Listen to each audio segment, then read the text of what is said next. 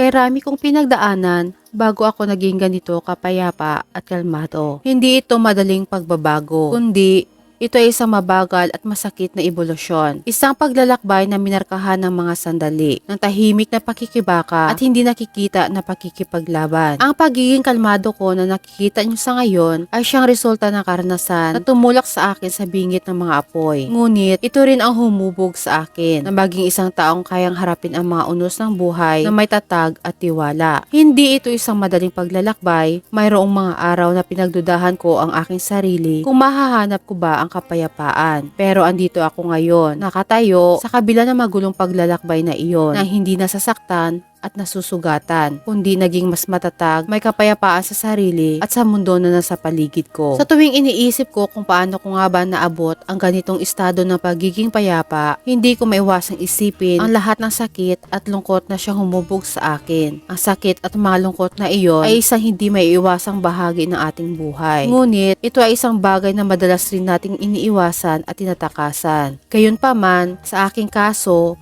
ito ay hindi ko na maiiwasan. Ito ay ang uri ng sakit na hindi lamang sumasakit sa sandaling ito. Ngunit ito ay nananatili na para bang nakatanim na sa aking kaluluwa na bumabago sa paraan ng aking pananaw sa mundo at maging sa aking sarili. Hindi ko ninais ang mga masasakit na pangyayari na dumating sa aking buhay. Pero kailangan ko itong tiisin at harapin. Hindi dahil sa meron akong mapagpipilian. Ngunit ito lamang ang tanging paraan na alam ko upang makaligtas. May mga araw na ang bigat ng mundo ay parang hindi ko nakakayanin. May mga panahon rin na gusto ko nang sumuko at mawala ng pag-asa. Ngunit may isang bagay sa kailaliman ng pagkatao ko na hindi hayaang mangyari iyon. Tawagin mo itong lakas, tawagin mo rin itong tapang. Isang boses sa aking kaibuturan na nag-uudyok sa akin upang magpatuloy at lumaban. Kahit pabatila ito ay wala ng kalutasan. Ang paghahangad ko ng kapayapaan marahil ang naging dahilan kung bakit ako naging matapang at malaya. Ang pagiging malaya ay hindi isang bagay na kusa kong pinili, kundi isang bagay na pumilit sa akin na maging malaya. Kapag nasaktan ka ng husto, ang tiwala ay nagiging isang marupok na bagay. Isang bagay na dapat hinahawakan na ng may labis na pag-iingat. Natutunan ko rin na ang sobrang pagtitiwala sa iba ay maaaring humantong sa pagkabigo at pagtataksil.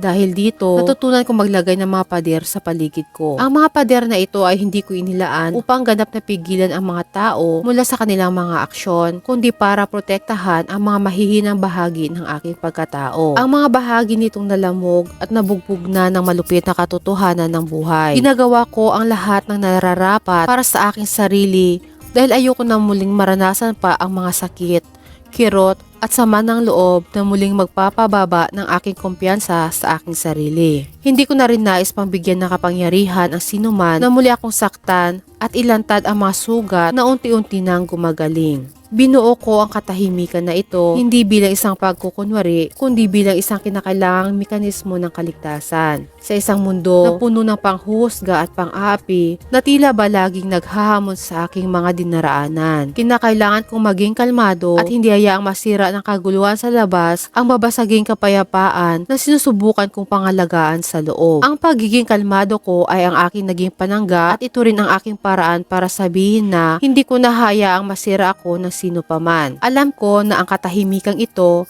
ay hindi madaling makuha. Maraming mga taon ng pag-aaral, ng hindi pagkatuto at pagbitaw sa mga bagay na hindi ko kayang kontrolin. Kinakailangan ko ring tanggapin na hindi ko na mababago pa ang nakaraan, na hindi ko na rin mapipilit pa ang mga tao na nagkasala sa akin na humingi ng tawad o gawing tama muli ang mga bagay na nakalipas na. Kinakailangan ko rin na wag nang sisihin pa ang aking sarili sa mga bagay na ginawa ng iba sa akin na hindi ko kayang kontrolin o wala akong kontrol. Ito marahil ang pinakamahirap na aral na kailangan kong matutunan. Pero sigurado akong pag nagawa ko ito, mahahanap ko rin ang kapayapaan na hindi ko mahanap dati. Madalas rin na iniisip ng mga tao kung paano ko nga ba napapanatili ang pagiging kalmado sa mga sitwasyon na kung saan sa iba ay maaaring nagpaguhuna ng kanilang daigdig.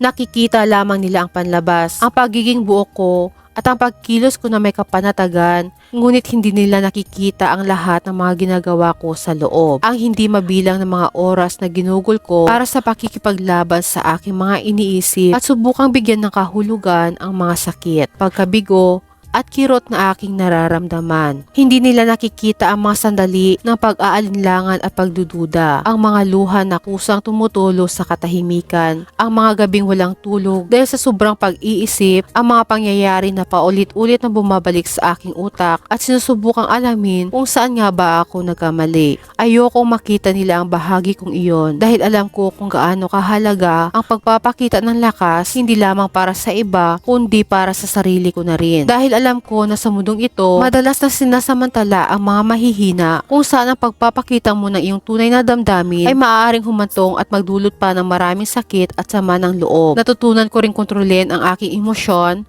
At dahil dito, unti-unti ko ring natutunan ang maging kalmado, hindi sa panlabas lamang, kundi maging ang kapayapaan ng aking isip at damdamin. Ang katahimikan ko na ito, ang kakayahan ko na mapanatili itong buo, ay hindi lamang tungkol sa pangangalaga sa sarili ko. Ito rin ay tungkol sa pag-unawa. Sa paglipas ng mga taon, napagtanto ko na ang mga taong nanakit sa akin, nagpabaya sa akin, at sumira ng aking tiwala ay mga tao ring humaharap sa sarili nilang mga laban, sa sarili nilang mga hamon sa buhay. Ngunit, kailanman hindi ito dahilan para mapahintulutan ang ganitong pag-uugali. Subalit, nakakatulong ito sa akin na makita ang mga bagay mula sa ibang pananaw. At nakakatulong rin ito sa akin upang magpatawad, hindi lamang para sa kanila, kundi pati na rin sa aking sarili. Pinapatawad ko ang aking sarili sa mga panahong masyado akong nagtiwala, sa mga panahong hindi ko pinansin ang mga red flags, sa mga panahong pinahintulutan ko ang aking sarili na masaktan. Pinapatawad ko ang aking sarili dahil alam ko na sa ngayon na ginagawa ko na ang lahat ng makakaya ko ng may kaalaman at karanasan na mayroon ako sa panahong ito. At sa pagpapatawad ko sa aking sarili, nahanap ko ang tunay na kapayapaan, ang katahimikan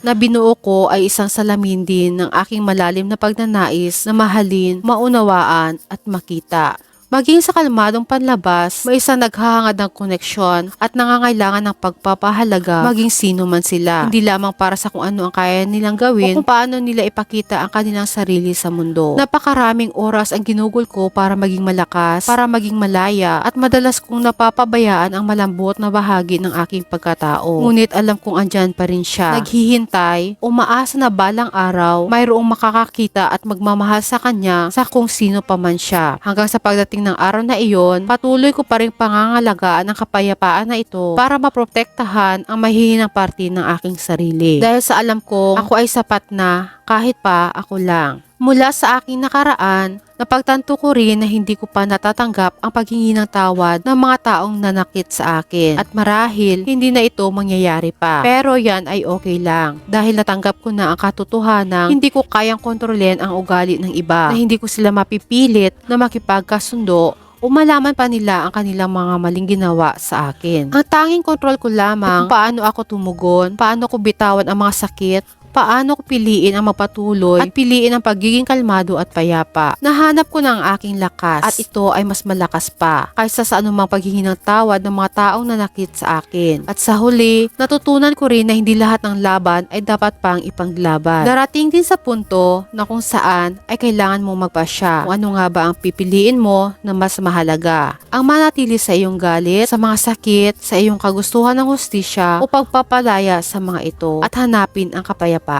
Para sa akin, ang mga pagpipilian ay napakalinaw at pinipili ko ang kapayapaan. Pinipili ko ang magpatuloy at tanggapin na may mga ilang bagay na higit pa na hindi na natin maaaring kontrolin at para sa akin, yan ay okay lang. Ang buhay ay hindi laging patas. Ngunit, hindi ito nangangahulugan na kailangan kong dalhin ang bigat ng pagiging hindi patas nito. Pinipili ko na ito ay bitawan at pakawalan ang mga pasanin at sa paggawa nito, nahanap ko ang kapayapaan na tunay na nagpapalaya. Ang pagiging kalmado, pagiging mapayapa ay hindi naging madali para sa akin. Maraming mga taon na pagdurusa, sakit at pagkabigo. Tumagal rin ito na hindi mabilang ng mga sandali ng pagmumuni-muni sa sarili, pagtatanong at pagdududa. Ngunit ang lahat ng iyon ay napakahalaga dahil dinala ako nito kung nasaan man ako sa ngayon. Isang lugar kung saan maaari kong balikan ang aking mga karanasan ng walang pait o panghihinayang kundi ng may pasasalamat. Pasasalamat sa lahat ng mga leksyon na natutunan ko, sa lakas na aking natamo at para sa katahimikan na ngayon ay tumutukoy sa akin. Karami kong pinagdaanan bago ako naging ganito kakalmado at hindi ko ito ipagpapalit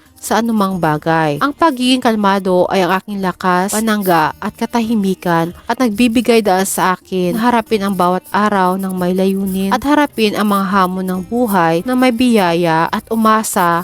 Kahit na ang mundo ay mabigat, ito ang magpapanatili sa akin na maging matatag, magpatuloy at maniwala na kahit ano paman ang mangyari, ako ay magiging okay lang. At yan, higit sa ano paman, ang dahilan kung bakit ang paglalakbay na ito ay mahalaga. Kasama na dito ang lahat ng sakit at pagdurusa. Inaasahan ko na nagustuhan nyo ang panunood ng aking video. Kung nakaabot ka hanggang dito, mangyaring mag-iwan ka ng komento sa kung ano ang iyong natutunan o kung ano man ang gusto pang idagdag. Pahahalagahan ko ito. At gaya ng dati, binabati kita ng magandang araw.